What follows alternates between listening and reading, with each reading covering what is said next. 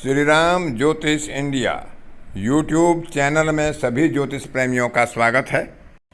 आज की कक्षा का विचार है पंचपक्षी सिद्धांत में जो पांचवा और अंतिम पक्षी मोर होता है, कृष्ण पक्ष में दिन के समय में सप्ताह के अलग अलग दिनों के अनुसार उनकी गतिविधियां किस प्रकार से क्रियान्वित होती हैं, वह किस प्रकार से अपने जन्म पक्षी संबंधी जातक की, अपने नक्षत्रों के संबंधी जातक को फल प्रदान करने में सहायक सिद्ध होता है, उसके ऊपर आज की कक्षा में विचार करेंगे।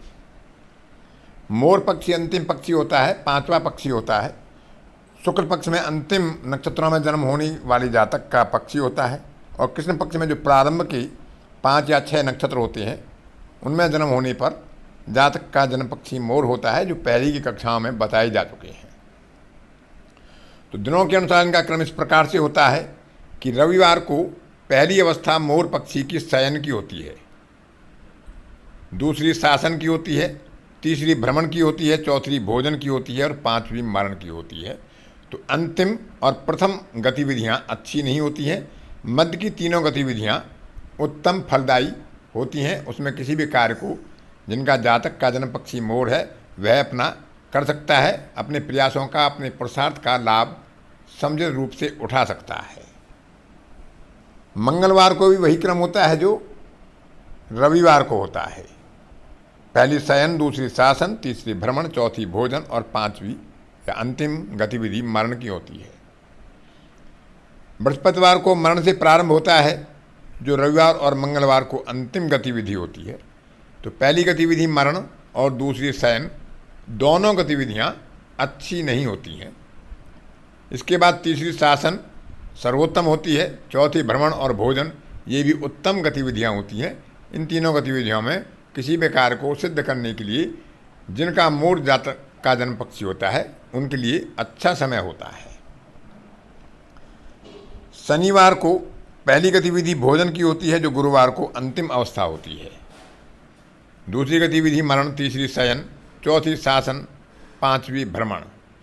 तो दूसरी और तीसरी गतिविधियों में मरण और शयन एक साथ आ रहे हैं, इनको त्याग देना चाहिए पहली गतिविधि में, और अंतिम 2 गतिविधियों के कालखंड में किसी भी कार्य को प्रारंभ करना, किसी से वार्ता करना, कोई कार्य सिद्ध करना शुभ रहता है।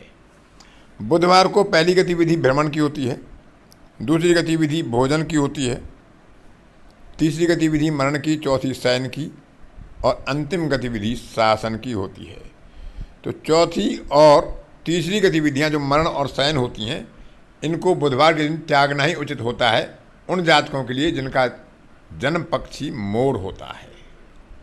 सोमवार को गतिविधियां शनिवार की तरह होती हैं कि पहली भोजन, दूसरी मरण, तीसरी शयन, चौथी शासन और पांचवी भ्रमण।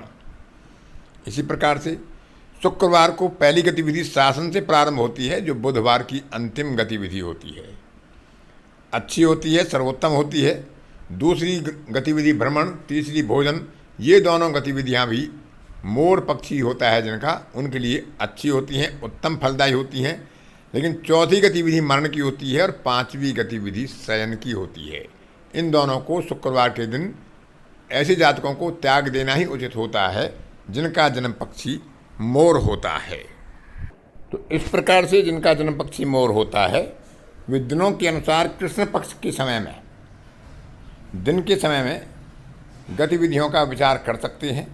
दिन के समय में जितना भी समय होता है, 12 घंटे का समय हो, 11:30 का हो, 12:30 घंटे का हो, उसको 5 भागों में विभाजित कर लेते हैं। हर गतिविधि बराबर बराबर समय की होती है।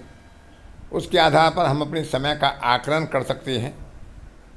हम मान लेते हैं कि रविवार को हमें किसी गतिविधि को प्रारंभ करना है और लगभग 2.5 घंटे की पहली गतिविधि है शयन की, तो हम उस 2.5 घंटे को छोड़ देना है। उसके बाद जब हमारी शासन की गतिविधि प्रारंभ हो, उसमें हमें उस कार्य को शुरू करना चाहिए। तो अशुभ गतिविधि के समय को छोड़कर शुभ गतिविधि के समय में हमें अपने कार्यों का समायोजन करना चाहिए, प्रारंभ करना चाहिए और उनका लाभ उठाना चाहिए। यही इस पंचपक्षी सिद्धांत की विद्या का लाभ है। इसमें कोई बहुत बड़ी गणना नहीं होती है।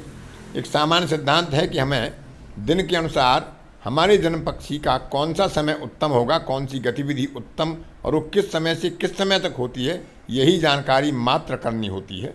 और उसके बाद हम अपने कार्यों का संपादन समुचित रूप से और फलदायी रूप से कर पाने में समर्थ होते हैं। यह दक्षिण भारत की विद्या है, तमिलनाडु की विद्या है, और अब उत्तरी भारत में भी इसका प्रचार प्रसार बहुत ज़्यादा हो रहा है और लोग इसका उपयोग करके लाभ उठा रहे हैं। तो इस प्रकार से हम भी इसका लाभ उठा पाएँ, इसी उद्देश्य से यह कक्षाएं आपके सामने प्रस्तुत की जा रही हैं। आज की कक्षा में इतना ही। अन्य किसी कक्षा में फिर किसी नए विषय के साथ आपसे मुलाकात करेंगे। तब तक के लिए अपनी वाणी को विराम देता हूँ। धन्यवाद।